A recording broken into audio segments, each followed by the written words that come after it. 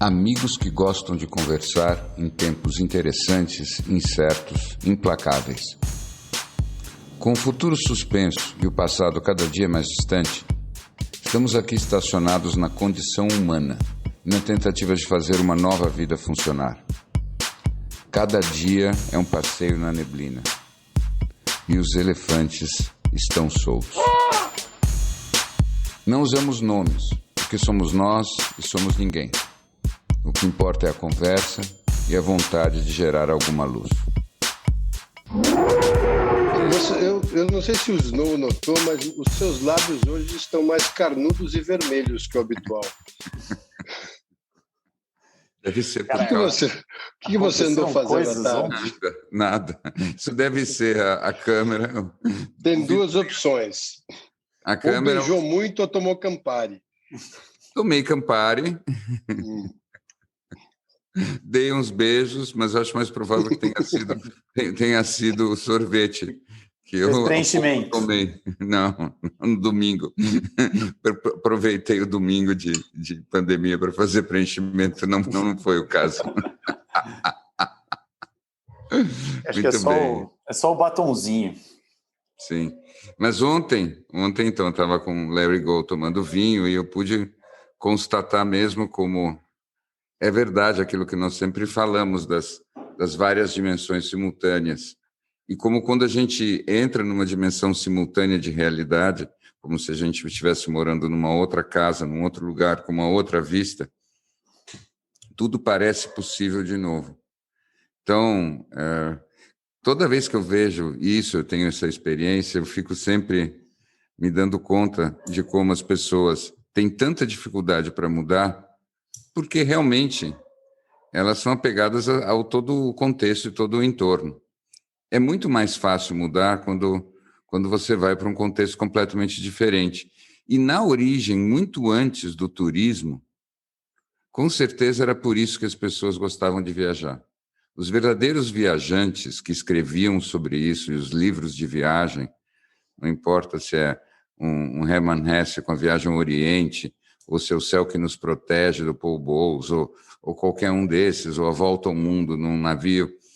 Quando você vê esses livros, ou o Heart of Darkness, do Joseph Conrad, o que você vê é que a verdadeira viagem é aquela mudança tão radical de cenário, onde não faz mais sentido você se entender como aquela pessoa que antes você era.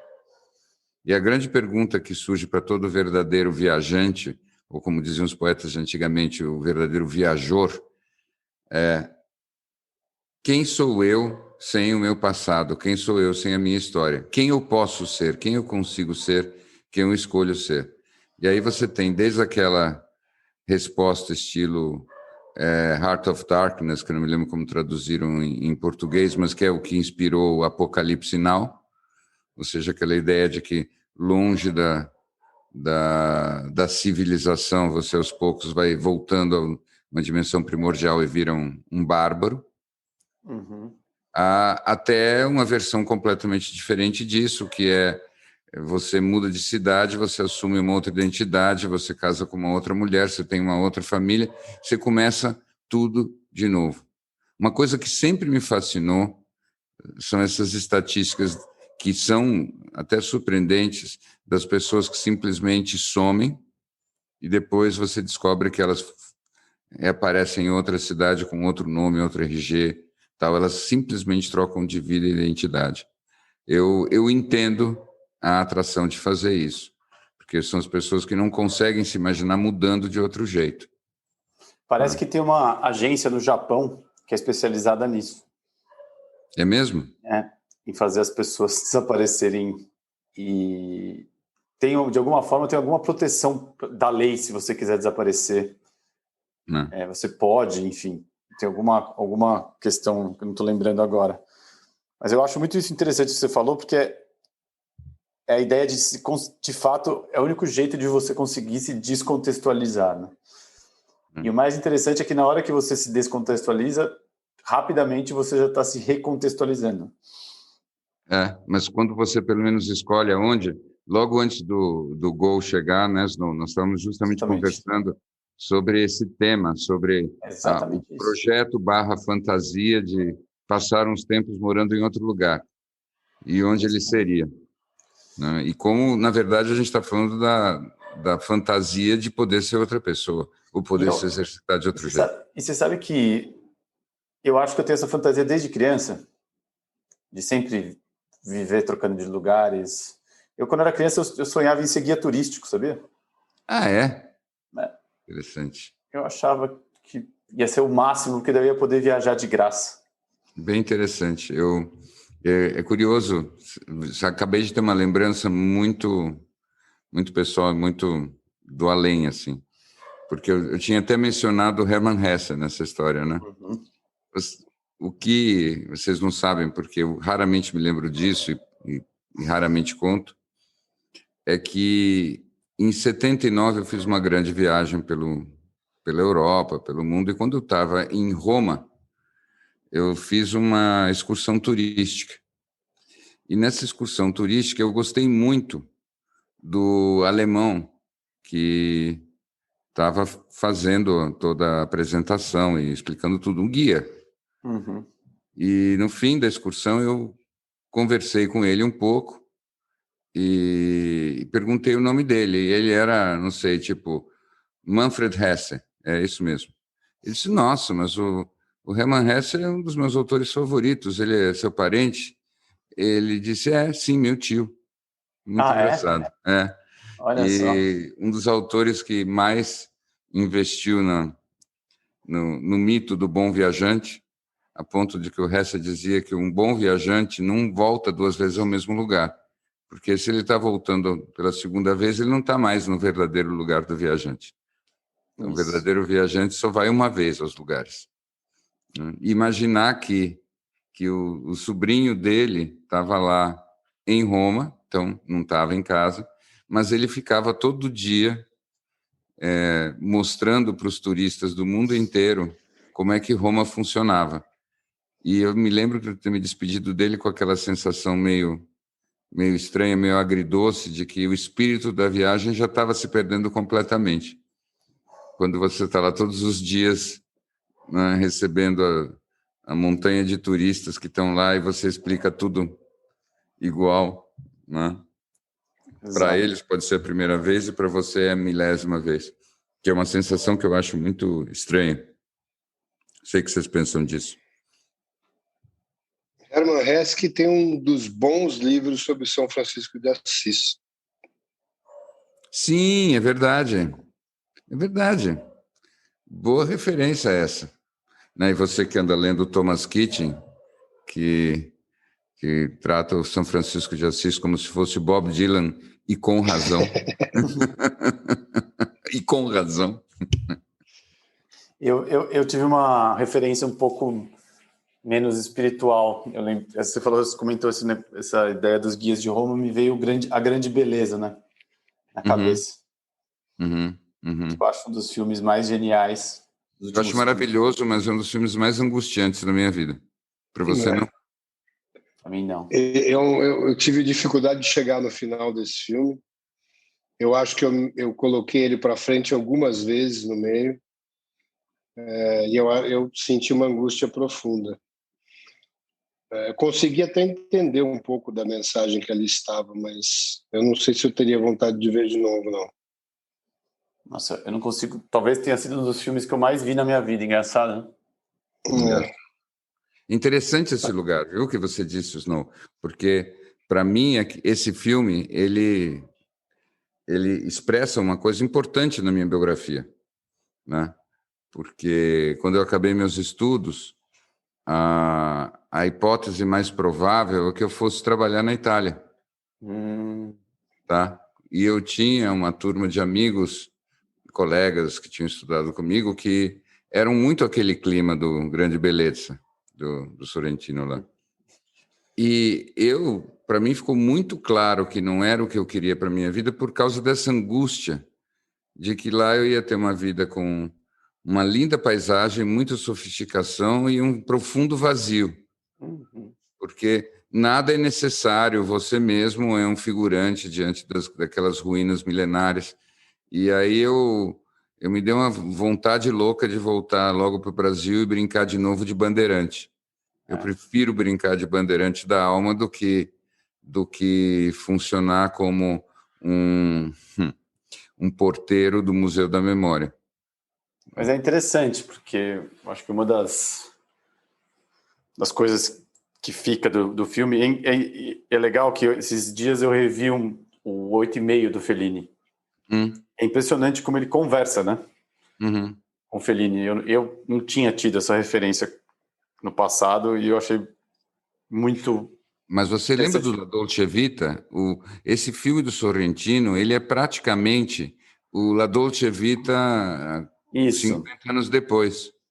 E também conversa muito com 8,5, enfim. Eu acho que, obviamente, e resumindo, essa angústia, ela assombra a ideia da vida em Roma já há um bom tempo. E eu que morei em Roma um tempo também, acho que eu sou atraído por essa ideia exatamente por isso, porque o quanto existe muita beleza, existe uma outra vida, e o quanto elas são vidas completamente paralelas, não necessariamente elas podem se encontrar. E o que eu acho que é um dos grande tema final do Grande Beleza é isso, né? É tudo um grande truque. Então, e eu acho que eu sempre tive muito medo dessa conclusão final. Então, que é uma conclusão de que é uma conclusão muito cínica ou pós-moderna, de que não vale a pena levar nada muito a sério. E como hoje eu sou Larry Maybe, eu fico aqui me escutando e me dando conta que, no fundo, a minha posição também é só meu ego falando.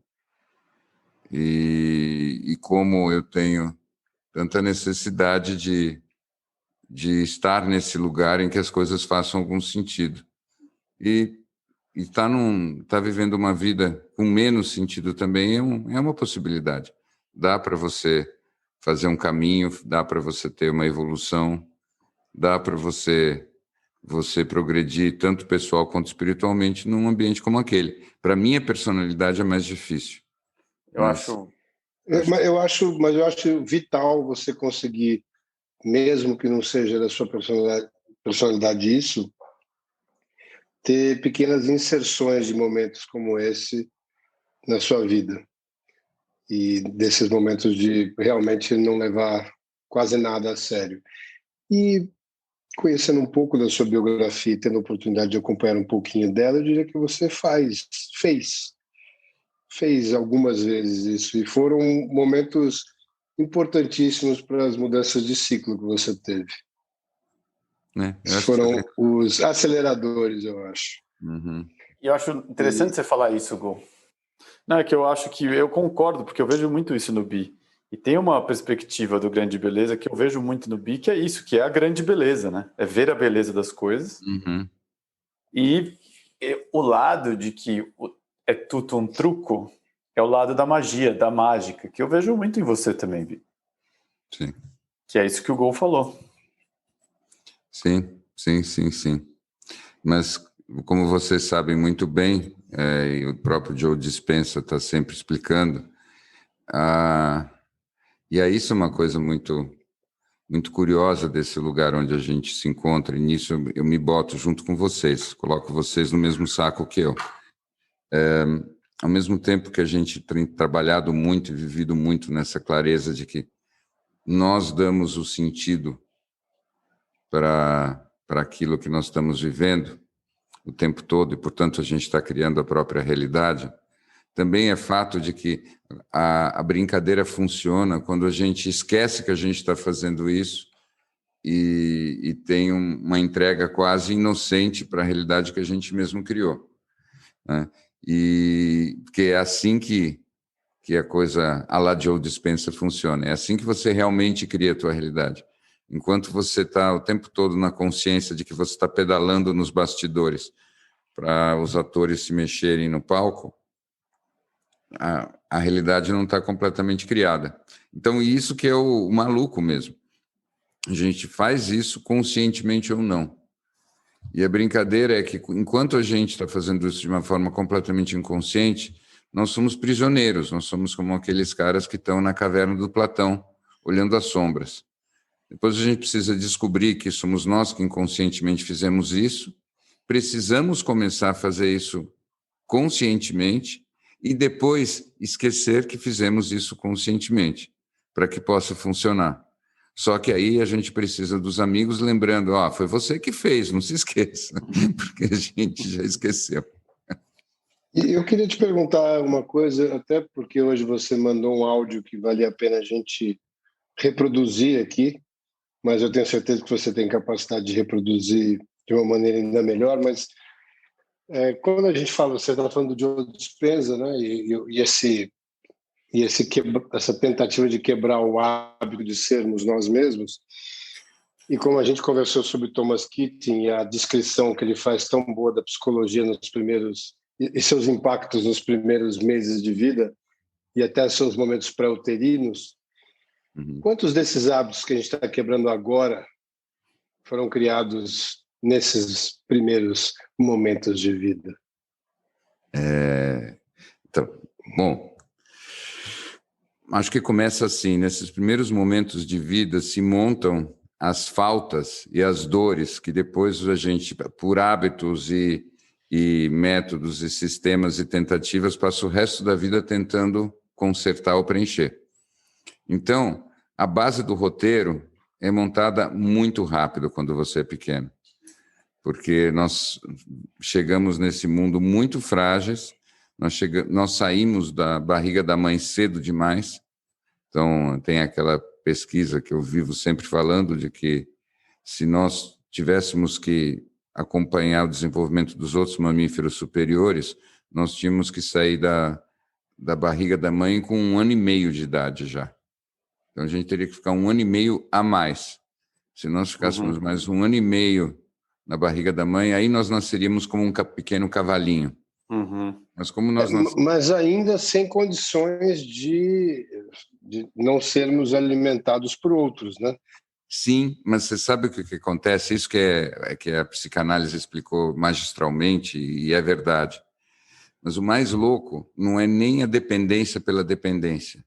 A questão é que, como a gente nasce tão precocemente, os nossos instintos animais, eles ainda estão numa fase maleável. E nessa interação que nós temos nos primeiros meses de vida, eles vão assumindo a sua estrutura posteriormente definitiva. Então, até os próprios instintos são programáveis até um certo ponto, depois que você nasceu. E isso é diferente dos outros animais. Os outros animais nascem com o kit instintual relativamente pronto. Você tem que alimentar ele, proteger ele, e o bicho já sai sabendo ser um bicho. E nós, não é só que nós nascemos completamente vulneráveis, além disso, a nossa, digamos assim, a nossa base instintiva ainda ela é tão maleável que ela depende da interação e do símbolo para se completar. E essa é a melhor explicação, inclusive, de por que nós, seres humanos, temos imaginação. Por que nós vivemos nas imagens que nós criamos na nossa mente. Porque desde que nós éramos bem pequenos, nós já nos preenchíamos disso. Vou dar um exemplo bem simples para que isso não pareça tão teórico. Imagina você o seguinte, imagina que você é um bebê de 6 meses de idade. Na verdade, pelo que eu estou dizendo, você ainda devia estar onde? No útero. E você não está no útero. Bom, isso significa o que na prática? Que a tua necessidade primordial seria estar se sentindo completamente protegido, completamente acolhido, sem nenhuma ameaça, sem nenhum desconforto e tudo mais. Bom, é claro que um bebê normal vai viver isso uma boa parte do tempo, mas não todo o tempo. Então, um bebê normal vai ter dor de barriga, vai ter fome, vai ter sono, vai escutar barulhos ameaçadores, vai, sei lá, se assustar, coisas desse tipo. Vai, de repente, escorregar, cair, se machucar um pouquinho. Então, é bem diferente de um útero. E como nós fazemos quando nós somos bebês pequenos para lidar com isso? Nós imaginamos, gradativamente, à medida que o nosso sistema nervoso vai se desenvolvendo, que aquela pessoa que cuida da gente, faz tudo ficar bem, vai voltar. Então, é como se a gente começasse desde muito cedo a imaginar um cenário de alívio das nossas dores, num período em que nós nem devíamos muito estar sentindo dores de espécie alguma. Resultado, para nós, o consolo do imaginário, ele vem embutido na nossa condição humana. Então, essa ideia de você imaginar, mas nós somos animais, então a gente poderia ter só o consolo do instinto como um animal, é uma mentira, porque nós nunca vivemos um instinto puro sem imaginação, porque nós somos humanos. Então, a coisa vem toda assim. Mas aí, eu acho que eu falei tanta coisa que eu me perdi. Qual era a pergunta mesmo? O Gol falou de um áudio. Não, pois é, mas ele tinha feito uma pergunta sobre alguma coisa específica dessa história. Não, eu te perguntei justamente do impacto que a gente que tem esses primeiros meses de vida nos hábitos que a gente está querendo quebrar hoje. Né? Aquelas coisas que a gente está querendo quebrar hoje, sim. E é isso. E o ponto todo é que a gente precisa quebrar esses hábitos, mas por duas razões, né? Eu acho que é aí que eu queria chegar.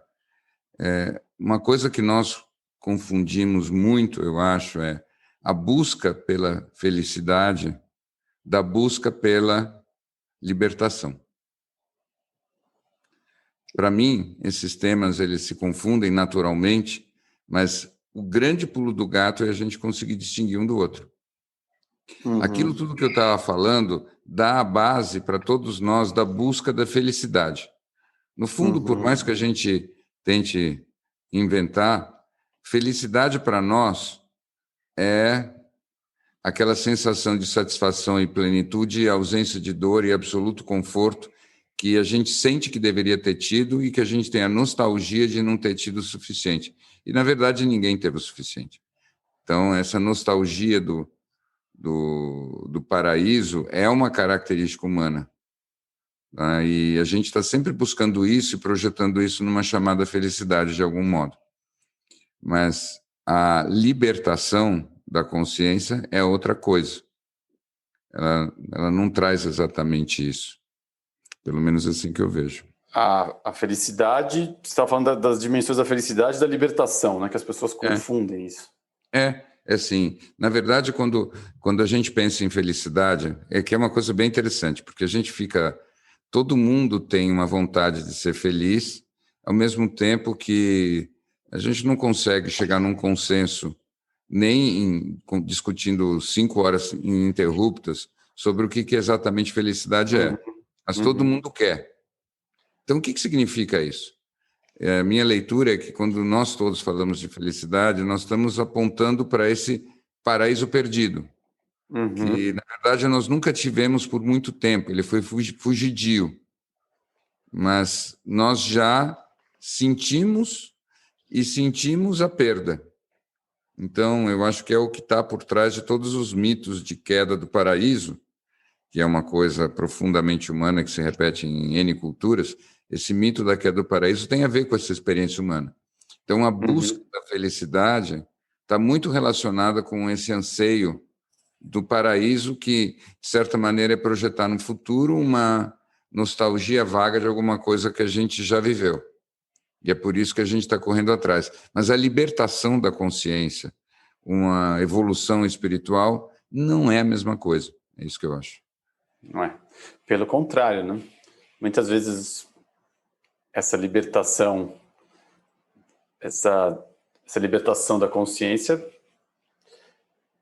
talvez esteja mais acho que talvez não seja o oposto da felicidade, mas ela é infinitamente menos sobre felicidade, né? Ela é muito mais sobre... Se você pensa, se você pensa na tradição cristã, por exemplo, o Keating mesmo está falando disso o tempo todo. Você precisa da crucificação para poder ter a libertação. E a crucificação é o oposto dessa felicidade que nós estamos falando. Então é isso, aliás, é uma coisa que me pega muito, porque eu vejo que hordas, palavra boa, né? Hordas de pessoas urbanas, modernas e bem-intencionadas que procuram o caminho espiritual, na verdade estão procurando o caminho espiritual numa tentativa de serem mais felizes. Uhum. O que é totalmente legítimo. Mas tem, eu acho, na minha humilde impressão, claro que eu não tenho tanta certeza, mas é pelo menos a minha experiência, que tem um mal-entendido aí. O verdadeiro caminho espiritual tem muito mais a ver com você não se preocupar tanto se você está feliz ou não, e viver a vida sob uma outra chave de leitura.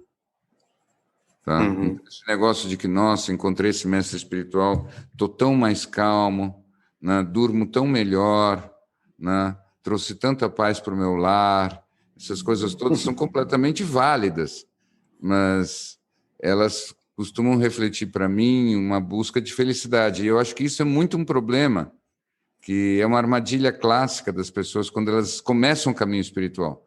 Elas começam o caminho espiritual, elas começam a se sentir mais felizes. E é assim mesmo.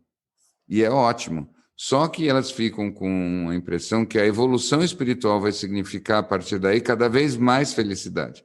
Então, se um pouco de espiritualidade me faz feliz, mais espiritualidade vai me fazer mais feliz.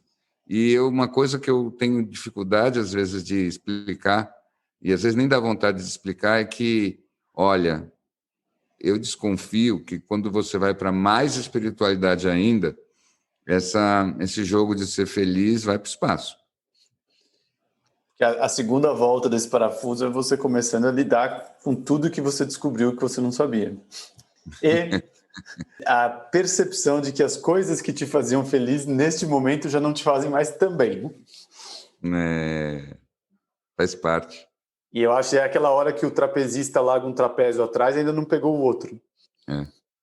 Eu concordo muito com o que você falou dessa ideia de que as pessoas começam o caminho da espiritualidade em busca da felicidade e que isso tem um erro conceitual que poderia poupar sofrimento de muita gente também, né? Eu acho que, não sei, talvez pelo menos retirasse alguns mal-entendidos do caminho e fizesse as coisas avançarem mais rápido. Mas é confuso mesmo, é complicado, porque é um pouco como se fosse assim, a gente tem que resolver toda a nossa psicologia e, meio que em paralelo, tentar expandir a nossa consciência. Não é a mesma coisa. Isso. Né? Não é a mesma coisa. A expansão da consciência, às vezes, ajuda na resolução dos problemas psicológicos. Às vezes, ela é um desvio. Às vezes, até, ela atrasa. Então, é aquela história, né? Não estou tão bem assim no meu casamento, mas tudo bem, a gente toma ayahuasca 3 vezes por semestre e vamos indo. E nós nos encontramos depois nas trocas a respeito das vivências que nós temos. E nada contra tomar ayahuasca 3 vezes por semestre, nada disso. Mas é que são canais diferentes e são desafios diferentes, pelo menos na minha cabeça. Gô, você está com a expressão de uma pessoa que está na biblioteca do Museu Britânico, lendo manuscritos de Charles Darwin logo depois de ter voltado das Galápagos. Não, na verdade eu estou ouvindo o que vocês estão falando e tentando montar um quebra-cabeça prático aqui. Olha só. Assim, um método dos elefantes. Eu não sei se método, porque eu tenho uma dificuldade maior de transitar puramente nas teorias, por melhor que elas sejam explanadas. E eu vou tentando conectar o que você está falando com algumas outras coisas aqui para ver se sai um boneco. E eu comecei a escrever aqui para ver se daqui tem um raciocínio ou não, porque eu não estava conseguindo desenvolver só no mental. Mas eu acho que é uma questão tão complexa essa de tomar essas iniciativas todas de mudanças sem você analisar com muita cautela qual é o ambiente que você escolhe, assumindo que você escolhe alguma coisa, para facilitar ou para ser um desafio dentro desse processo. E quais são os elementos que você coloca nisso. E escolher os elementos quando você sai de um lugar que já tem, e aí você me conta historicamente na biografia de cada um, desafios tão cedo na vida, que vão criando todas essas crenças e todas essas defesas e tal, é você imaginar que simplesmente uma decisão como essa, sem alguma estruturação, não vão certamente, não que ela não possa ter sucesso, mas que pode ser talvez mais simples se um pouco mais organizada. Eu acho que tem um ponto aí se pensar bastante. Porque, claro, que você vai descrevendo uma série de situações, uma série de crenças que cada um de nós tem, busca em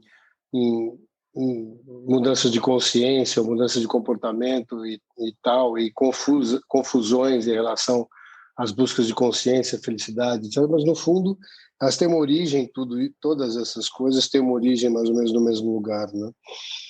E eu acho que hoje, como eu talvez tenha discordado de você no passado, e hoje para mim é mais claro que várias dessas ferramentas que a gente tem disponível, elas combinadas num ambiente talvez mais controlado de início, podem ajudar muito a vencer essas primeiras barreiras que a gente nem enxerga e nem sabe que tem, né?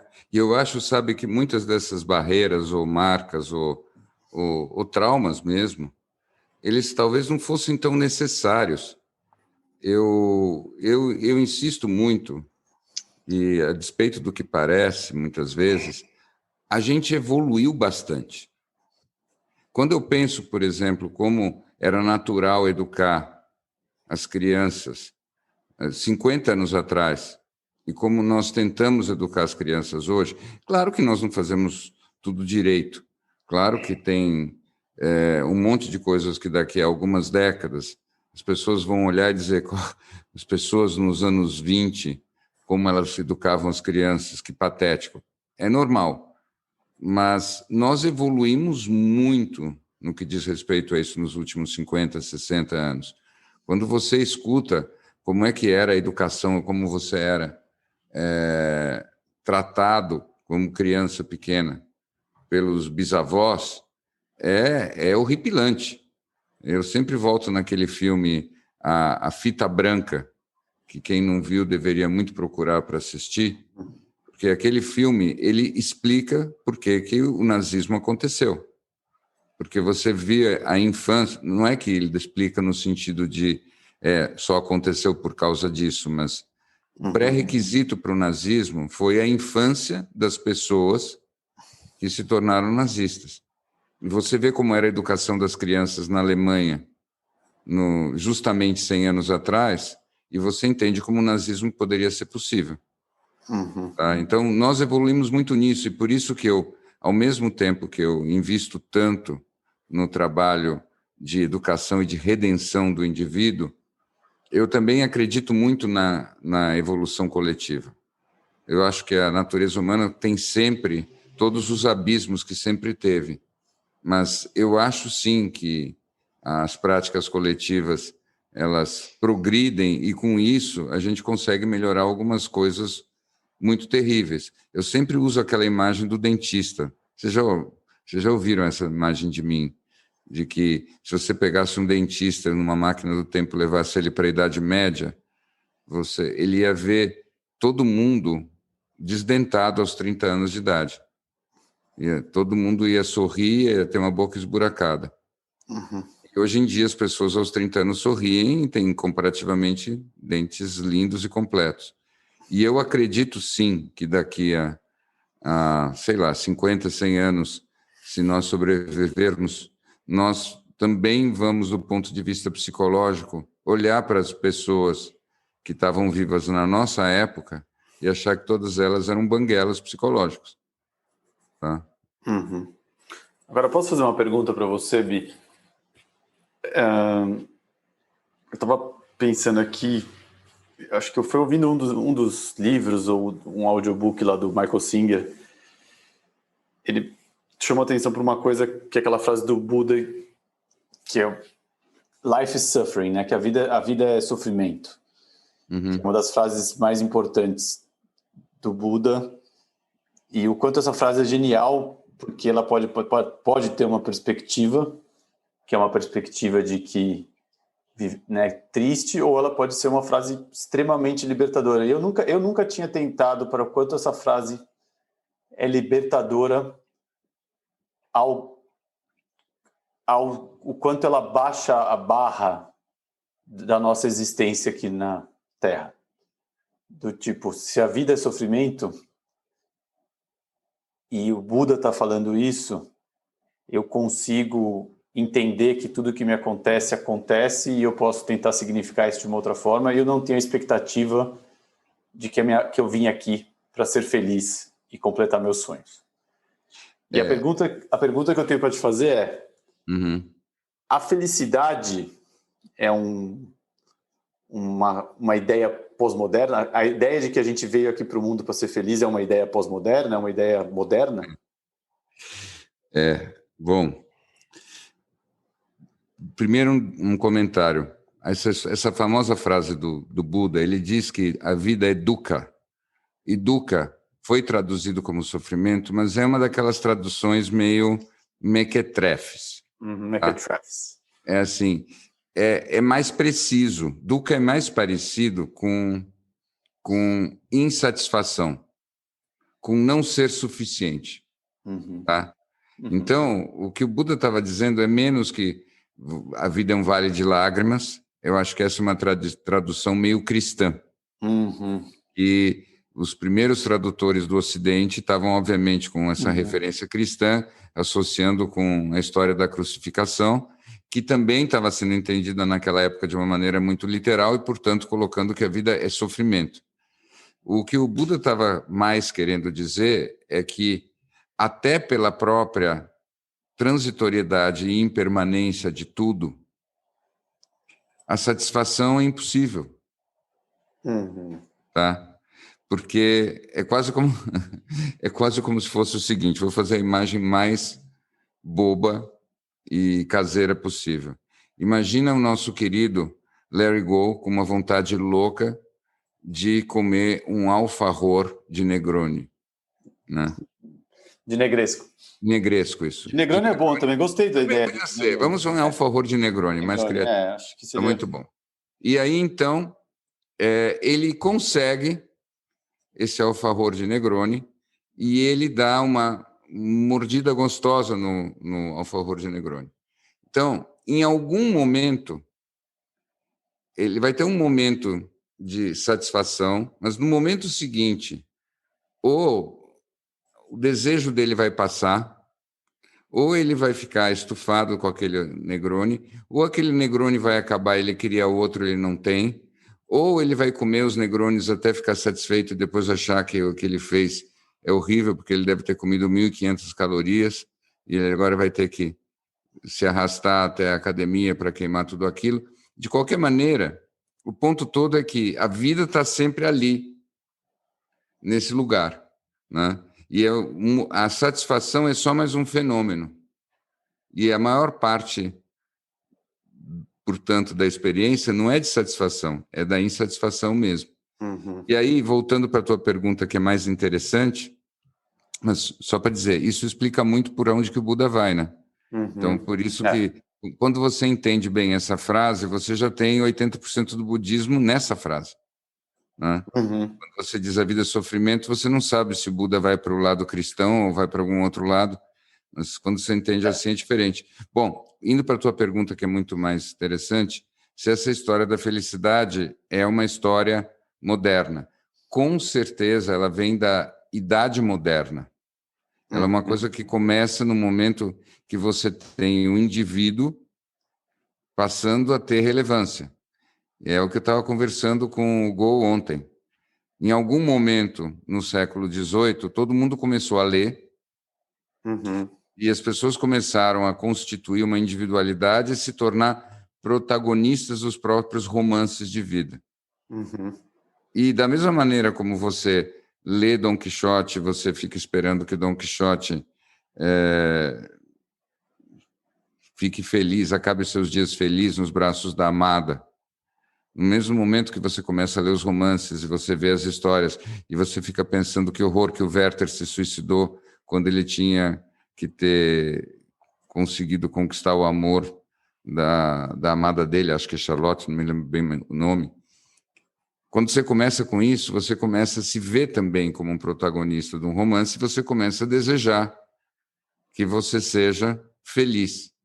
Isso, na verdade, está diretamente já relacionado com o enfraquecimento do mito cristão no Ocidente. Quando o cristianismo estava full power, a 1000, era quase como se fosse pecaminoso você buscar a felicidade terrena. A próxima vida, meu querido. Era fora daqui. Próxima vida, né? E é por isso que todo mundo tem um pouco a experiência de ter algum antepassado bem carola, bem pio, desses que ia na missa toda hora, e conta para você que, assim, nossa, quando eu passava todo correndo e rindo perto da vovó, a vovó virava e dizia, agora está rindo, mas já vai chorar.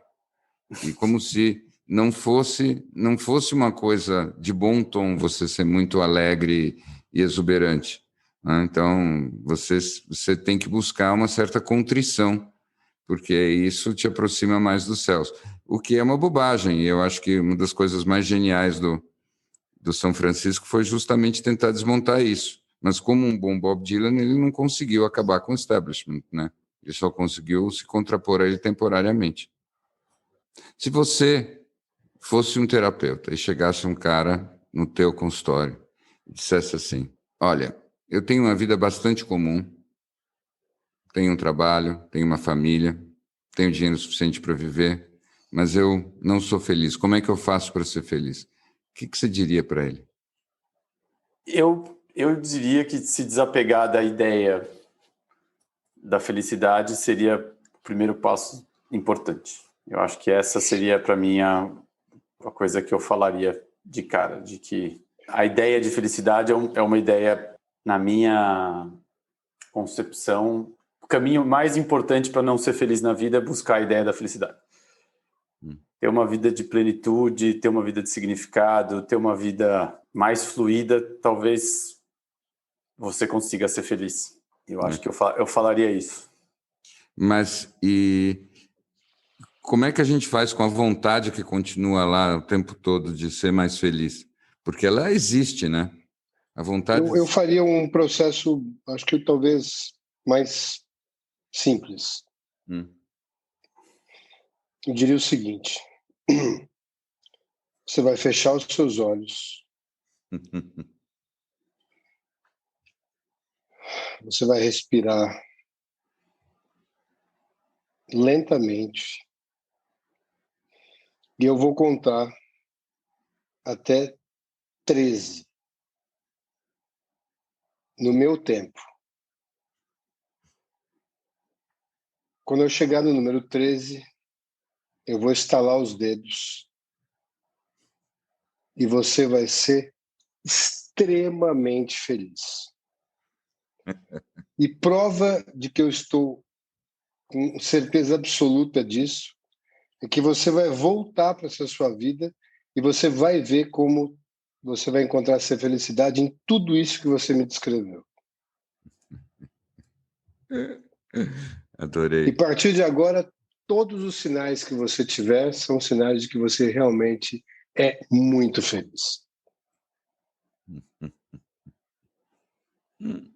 Adorei. E você vai me perguntar, mas espera um pouquinho, se eu sair daqui e passar uma bicicleta do rap na minha cabeça e meu pescoço dobrar no meio, eu vou dizer para ele, vai ser um dos atropelamentos mais felizes da sua vida. Daqui para frente, tudo será feliz na sua vida. Muito bom. Muito bom. Adorei. O que eu achei mais legal no que vocês dois falaram é que, de certa maneira, você só consegue fazer uma dessas soluções se você fizer a outra. E você só consegue fazer a outra se você conseguir fazer a primeira também. O que eu quero dizer com isso? Pelo menos ouvindo vocês, a sensação que eu tenho é você, para poder se entregar a essa certeza que o Go descreveu, você tem que estar desapegado. E para você desapegar, como o Snow falou, você precisa entender esse desapego como uma coisa muito feliz. Tá? Então, é quase como um nó na cabeça. Mas é como se a gente precisasse entender uma coisa que os autores ficam falando o tempo todo, que o desejo da felicidade é sempre você se induzindo a acreditar que você ainda não tem a felicidade. Eu achei incrível que a elegância e a rapidez do Go em dizer assim, não, então é simples, vamos convencê-lo de que ele tem, porque na verdade o problema dele é a ilusão de que ele não tem.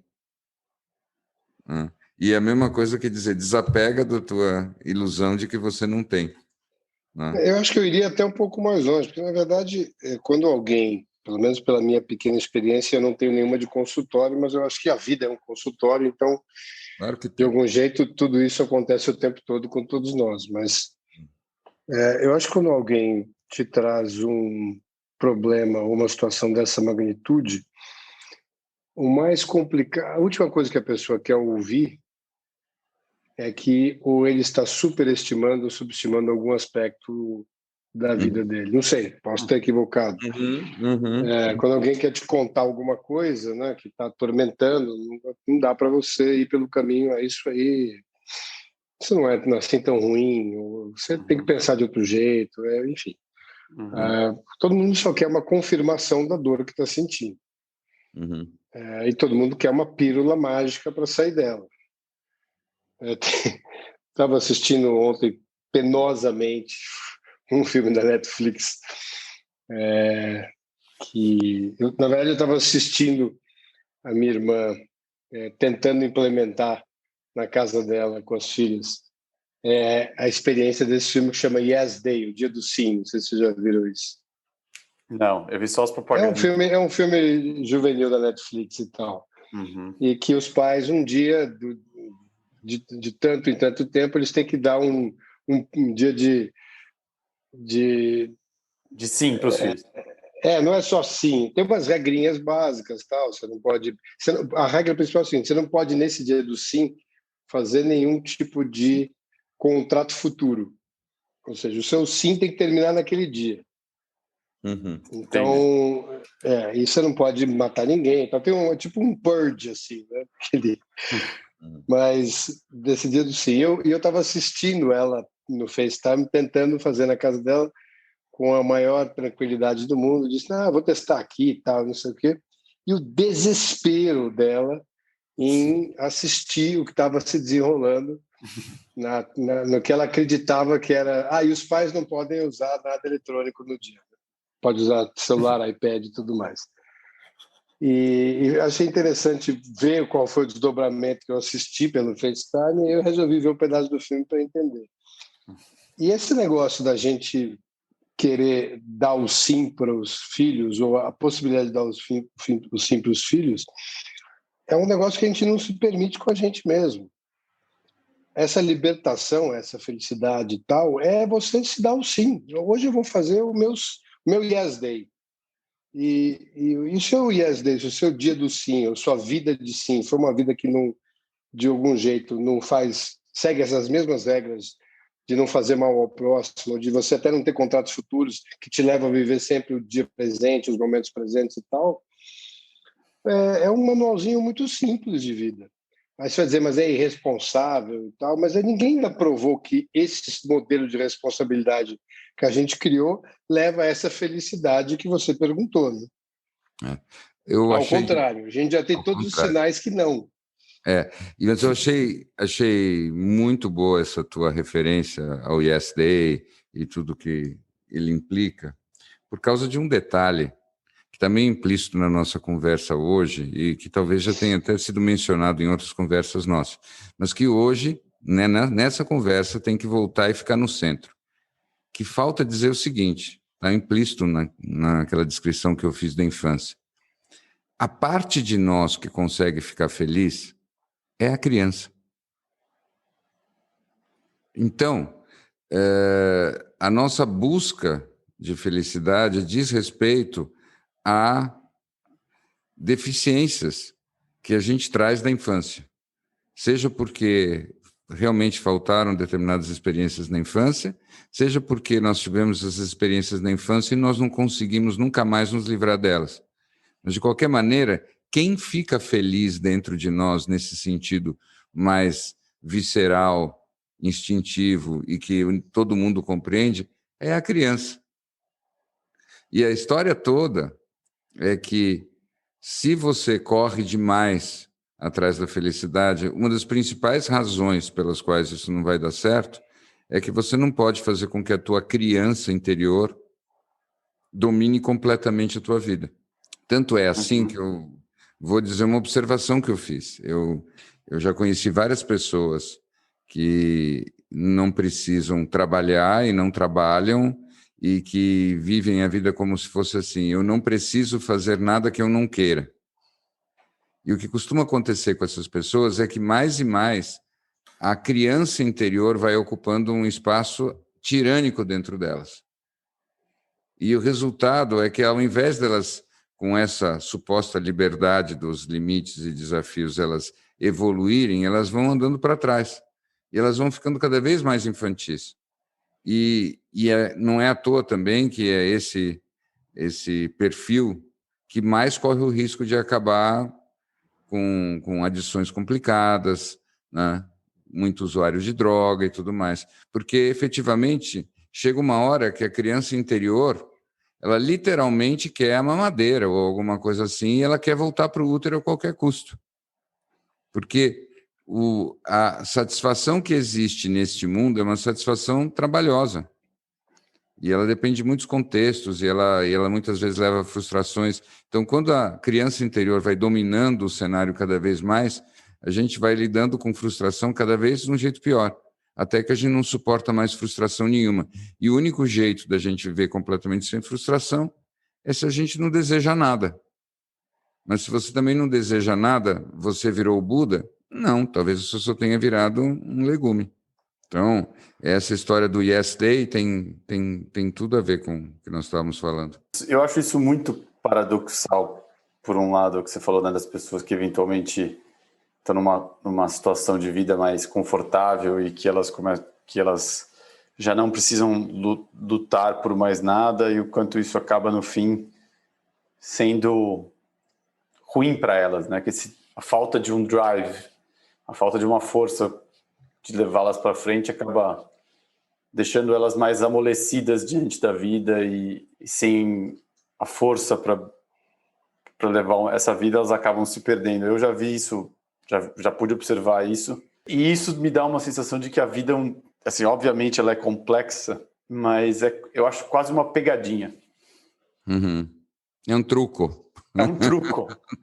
Eu acho quase uma pegadinha, assim, eu acho uma equação aí da Matrix das mais interessantes. Eu olho e falo, bom, tudo que todo mundo está buscando, se você for ter, vai te deixar mole, daí você... Assim, é uma equação. Sabe o que é? Isso daí eu acho super empolgante. Minha cabeça, tá? Uhum. Viagem minha. Uhum. Mas eu vou contar para vocês como é que eu organizo essas coisas todas psicológicas. Né? Eu acho importante. Para mim, isso é um tema muito forte. Eu acho que é assim, olha, todas as fases do nosso desenvolvimento emocional, psicológico, elas trazem questões. Então, vou dar um exemplo. A gente estava falando no nosso na última conversa a respeito daquilo que você acha que o outro acha que você é. Uhum. Isso que, aliás, é genial, né? E isso é uma questão universal clássica de uma fase da vida. Que fase da vida é essa? Essa é a questão da adolescência. Tá? Então, é o seguinte, é na adolescência que a gente é obcecado pela pergunta, como é que o outro está me vendo? E aí é todos os pares, a turma, todos os colegas, mas depois quando você começa a sair de casa e ir no shopping com a namoradinha, também todo mundo. Como é que todos os outros estão me vendo? E como isso é importante para que eu saiba quem eu sou. Tá? Então é normal que cada fase de desenvolvimento seja dominada por uma pergunta. Pelo menos é assim que eu me explico as coisas. Agora, o interessante, sabe o que é? É que o problema não é a pergunta. O problema é quando a gente se fixa numa resposta. O que eu desconfio é que o amadurecimento saudável não é você chegar numa resposta satisfatória para a pergunta, é você enjoar da pergunta. Tá?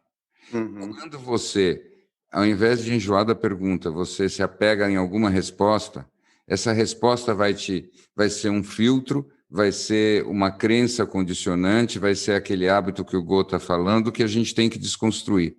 Tudo que está dizendo que a gente tem que desconstruir são respostas às quais a gente se apega por causa das perguntas que a vida apresenta para nós. Então, voltando para o que você estava dizendo, o problema não é você ser livre das obrigações de trabalho. Tem um monte de gente que lida com isso muito bem e tem uma vida maravilhosa e está tudo certo. Mas o problema é você não ter essas obrigações e você ser dominado por dentro por uma resposta que você tem na cabeça do que é que te faz feliz.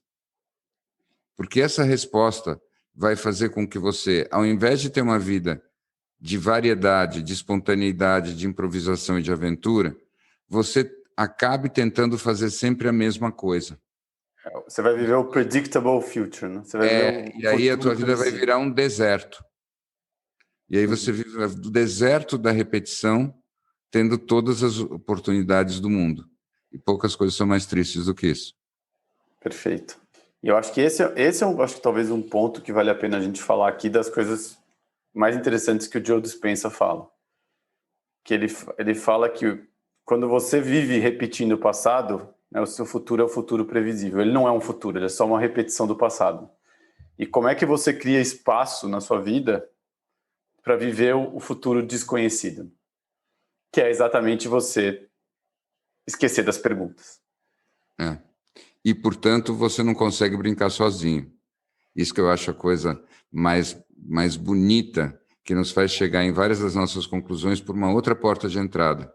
Se você não está com certeza nenhuma, se você não tem nenhuma resposta fixa, se para você tudo é maybe, então você precisa dançar com a vida. Porque o único jeito de você determinar tudo o que você quer que aconteça na tua vida é se você tiver certezas. Se você já sabe que essas certezas não existem mais, você precisa dançar com o que acontece. E aí isso significa que você precisa do limite que a vida dá para você responder criativamente a ele. E aí tudo funciona de um outro jeito. E aí você consegue dizer sim, como o Gol estava dizendo. Não importa o que aconteça, mesmo que um rap atropele a tua cabeça, você diz sim. Eu só digo sim a tudo que acontece, porque a brincadeira é como é que eu digo sim para isso que aconteceu agora. Sim. Tá? E aí você não precisa de certeza nenhuma, mas você vive no sim. A gente falou de várias coisas, talvez, que tem espaço para reflexão, mas também tem, acho que, outros aspectos que são aspectos que a gente já discutiu e que eu acho que são bastante pertinentes até para poder fazer uma reflexão mais profunda disso. Exemplo, a gente fala aí de experiências, a gente fala de terapia, a gente fala de, vamos dizer, atalhos para atingir estados alterados de consciência, tipo ayahuasca, psilocibina, DMT, ketamina, etc. A gente fala de transformação, esquecer, perder o hábito de ser você mesmo, fala de John Dispenza e tal. Mas eu acho que uma coisa que a gente nunca conversou aqui é que essas coisas, talvez seguindo um caminho e um ambiente, eu não vou chamar de controlado, mas talvez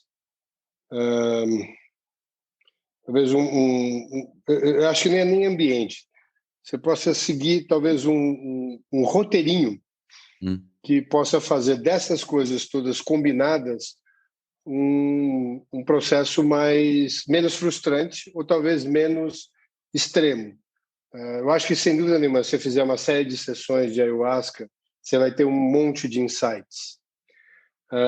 Se você tiver sessões de ayahuasca com um terapeuta ao lado, onde você possa concomitantemente discutir esses insights, se você possa talvez diminuir o número de sessões e conversar mais ali, se você coloca isso junto com alguma coisa do tipo de uma constelação e tal, ou até mesmo quando você parte do pressuposto que você quer fazer uma mudança grande na sua vida, de você ter do seu lado uma pessoa que tenha também a ideia de fazer uma grande mudança na vida dela também, porque talvez a evolução seja o principal propósito, né?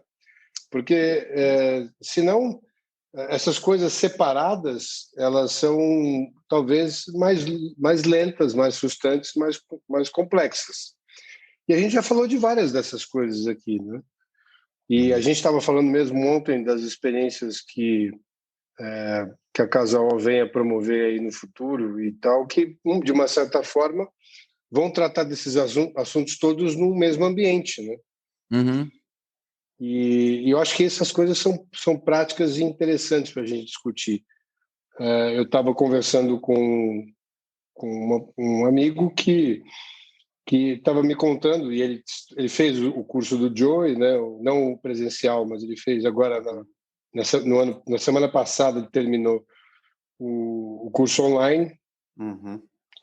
E ele falou que um negócio interessantíssimo estava acontecendo, porque apesar dele agir completamente diferente, ele tinha certeza absoluta, que ele tem a consciência de que ele agia de uma maneira, de um outro lugar, com as pessoas que estavam à volta dele em casa. As pessoas elas respondiam a isso como se ele fosse o antigo falando ainda.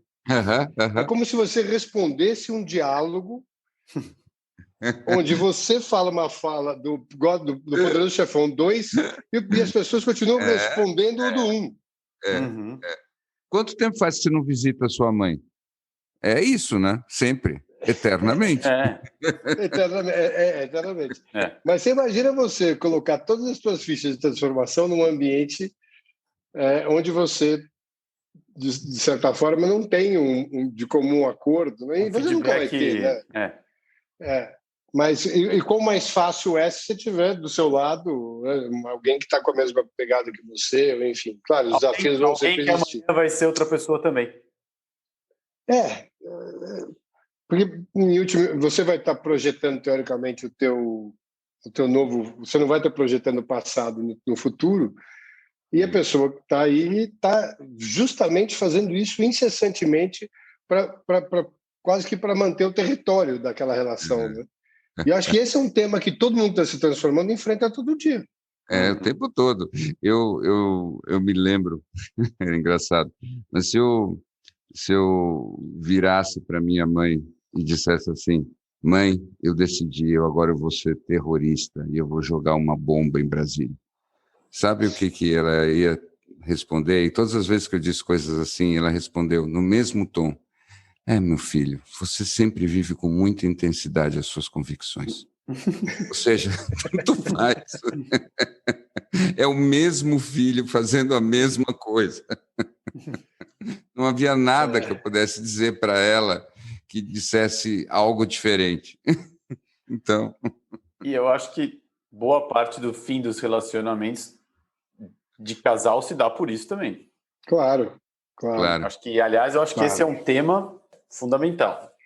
O quanto um resolveu se transformar e mudar e o quanto o outro está preso com aquela outra pessoa que existia antes e que não existe mais. Eu acho assim, um relacionamento é vivo quando você olha para o outro e no outro você ainda vê um portal de abertura para o mistério. Então tem que ter um mistério na existência do outro. E esse mistério pode tanto ser de um jeito mais grandioso, mágico, quanto pode ser uma coisa, no mínimo, do tipo, não adianta, mesmo depois de 40 anos, eu ainda não entendo como você funciona, mas pelo menos é um mistério.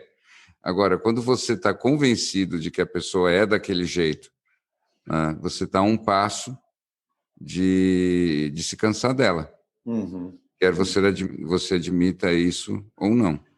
E quando você... E eu acho que é aí que vem a frustração grande, porque você está imaginando que você está no seu terceiro dia de AA, né? Ainda tremendo, que é você que tentando se livrar do seu antigo eu, que tem aquele vício naquela dinâmica, e na sua frente tem uma pessoa com uma coqueteleira, assim, né? Preparando um drink. Em determinado momento, no tempo, vai ganhar, se você estiver inserido nesse contexto, vai ganhar o drink. Claro. E nesse momento que você tomar o drink, você vai voltar 2 vezes mais o seu antigo eu. Isso, é para isso. Porque veio o seu eu do drink, mas o seu eu da frustração. Claro, e ainda vem aquela sensação de que todos os seus ideais não valem 2 sacudidas da coqueteleira. E que aí a tua autoestima fica 10 vezes pior. E é para isso que inventaram o retiro, o monastério e o deserto. Claro, e por isso que a pessoa coqueteleira olha para você com aquele olhar de grandiosidade e diz: eu sempre soube que você ainda estava aí. É isso. Isso. Mas eu acho que... Então, agora vem a pergunta para vocês. Como é que a gente faz esse retiro? A técnica, vamos descobrir a técnica aqui. Esse retiro dentro do jogo, né? E é isso que eu estava pensando, como é que como é difícil você ganhar a gente já discutiu isso tantas vezes, mas como é difícil você ganhar que esse espaço de tempo fique mais dilatado, né? Para você conseguir não esboçar a reação ao tempo da pessoa que está com a coqueteleira na mão, cansar de chacoalhar. E aí eu estava ouvindo o nosso amigo Thomas Keating, né, nesse audiobook que eu te passei, e a terceira tem três que chama orações ou rezas contemplativas, né, alguma coisa. Essa é a tradução que eu imagino que tem.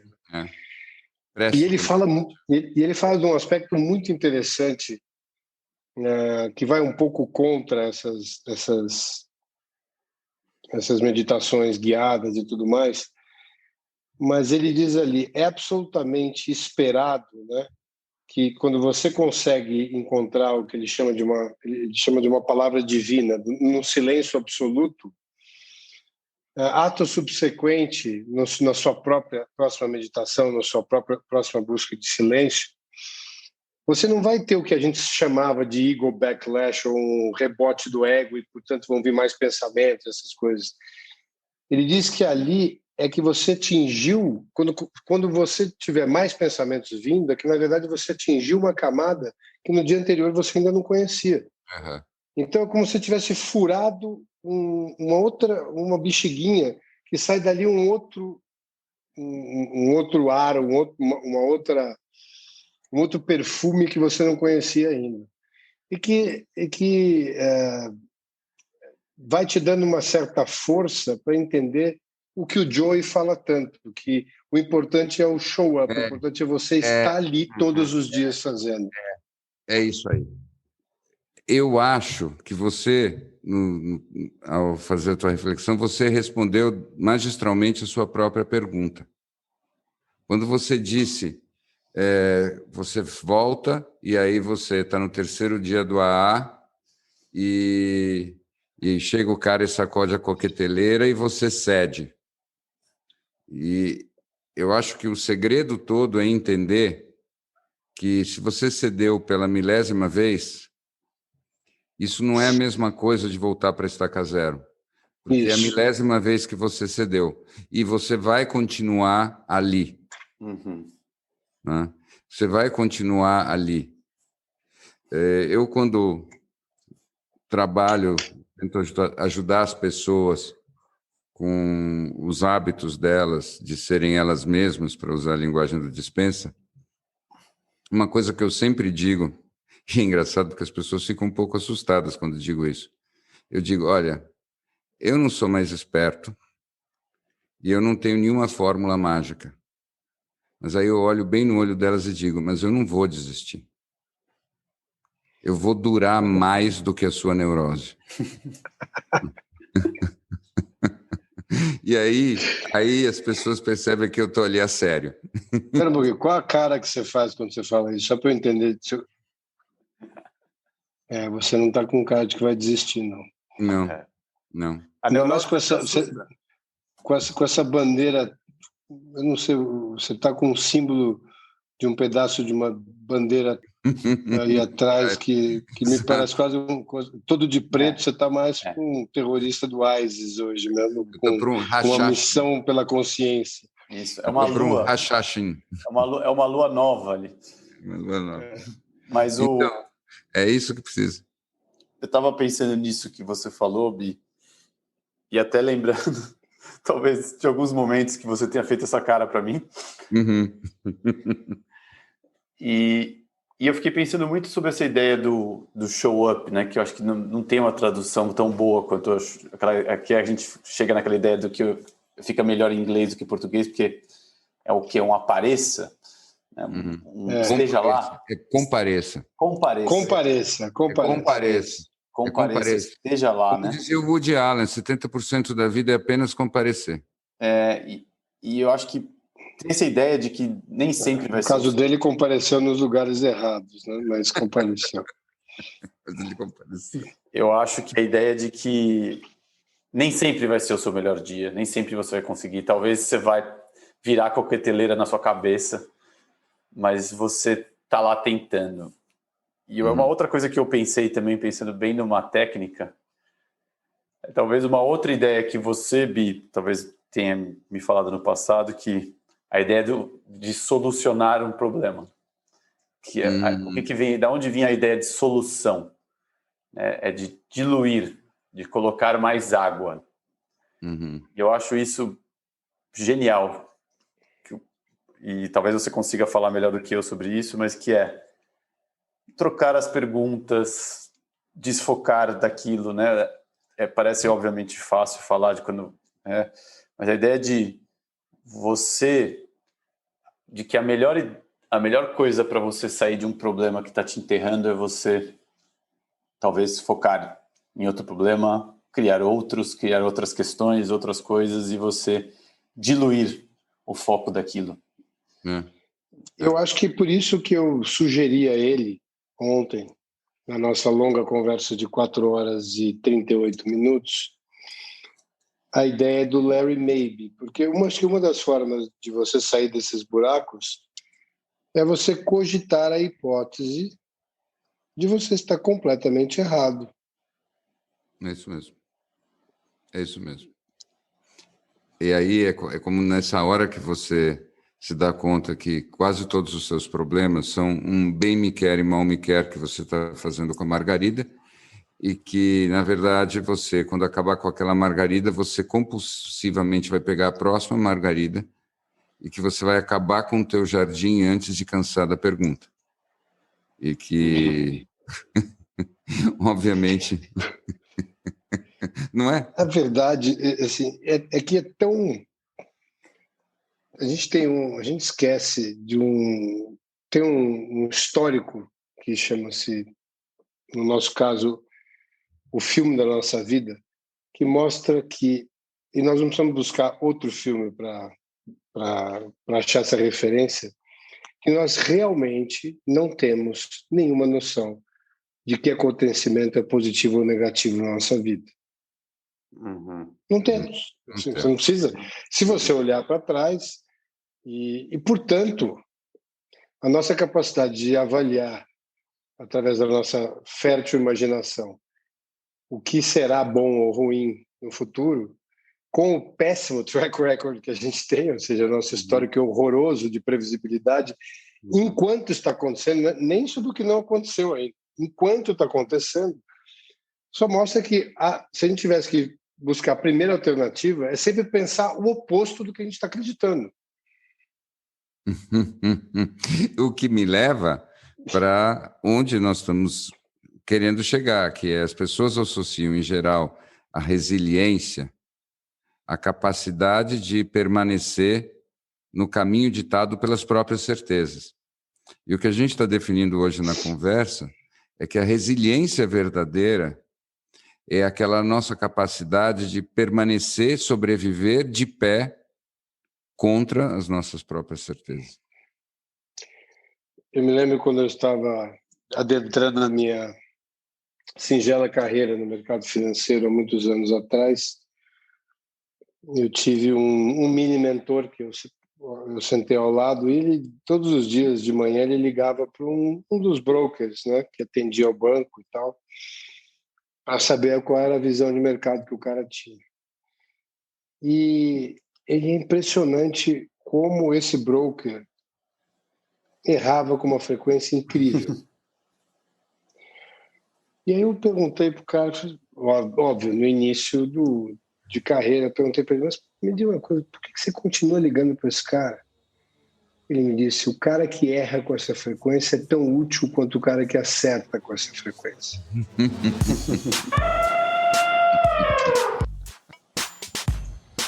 É verdade. Para o jogo das polaridades. Exatamente. E no fim, com tudo isso, eu continuo me sentindo muito pouco maybe. Nunca serás. Mas você sabe, talvez o verdadeiro maybe seja isso. Porque se eu conseguisse me tornar maybe, aí eu estaria sendo. Sim. Se eu me tornasse um maybe só porque eu quis, aí eu seria be maybe. Né? Mas talvez seja... Seria talvez um perhaps be. Um perhaps be. Então, o ponto todo é que é uma demonstração de como a gente não é tão livre assim. Tá? A gente consegue até tentar se erguer puxando os próprios cadarços, mas a gente não consegue. Porque a maneira que a gente tem de tentar fazer isso é usando aquilo que a gente é. Tradução. A verdadeira transformação não é algo que a gente consegue deliberadamente provocar. Tá? Então, nós podemos fazer o quê? Nós podemos fazer a dança da chuva, nós podemos sacudir o chocalho, nós podemos falar com os deuses, mas vai chover quando chover. Nem antes, nem depois.